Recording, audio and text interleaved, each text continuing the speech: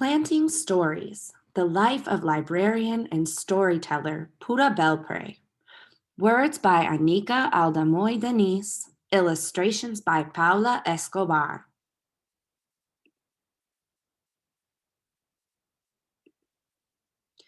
It is 1921.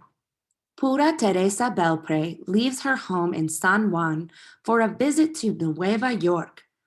Words travel with her, stories her abuela taught her. Cuentos folclóricos Pura retold in the shade of a tamarind tree in Puerto Rico. Now a new island stretches before her, ripe for planting seeds of the cuentos she carries. Manhattan, a city of hustle and bustle, bigger, louder, crowded, yet alive with hope and possibility. What began as a visit to celebrate her sister's wedding becomes the first steps in a new land, y una vida nueva for Pura. She works first in a garment factory, but it is cold floors and hard edges, not the soft, fertile ground where seeds take root. Then a golden opportunity, una bendición. The library needs a bilingual assistant. Pura speaks Spanish, English, and French. She is perfect for the job. But where are her abuela's stories? Not one folktale from Puerto Rico is on the shelves. How lucky for the library that Pura has story seeds ready to plant and grow.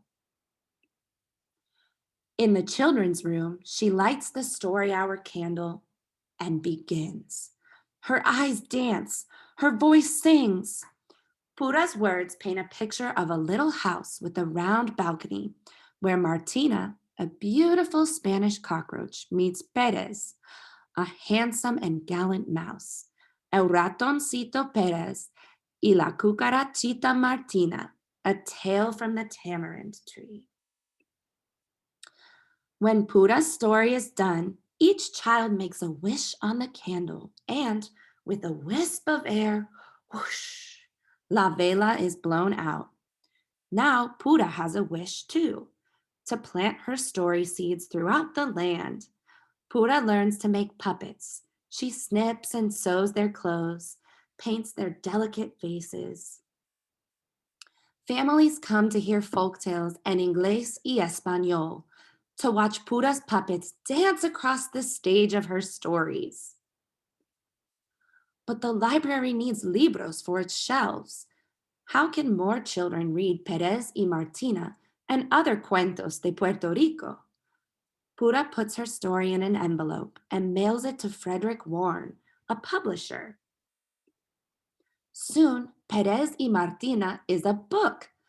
Now a published author, puppeteer, and storyteller, Pura travels from branch to branch, classroom to classroom, to churches and community centers, planting her story seeds in the hearts and minds of children new to this island who wish to remember la lengua y los colores of home.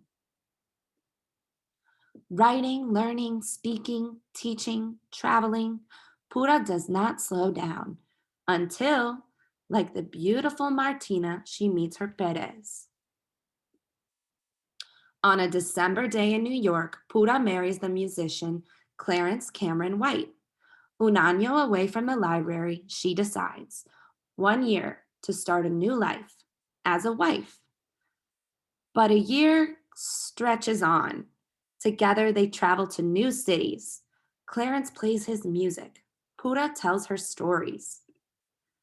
They are happy years of music and writing, separations and reunions, friends, family, and stories, always. Until, on a June day in New York, Clarence stops playing his music, and Pura's story must begin again. It is 1961. Pura returns to the library. There are others now, storytellers who make puppets dance, who read Perez y Martina, The Tiger and the Rabbit, Juan Bobo, The Three Magi, and many more of Pura's stories to the children. The seeds she has planted, The roots that grew shoots into the open air of possibility have become a lush landscape into which she steps as though she has never left.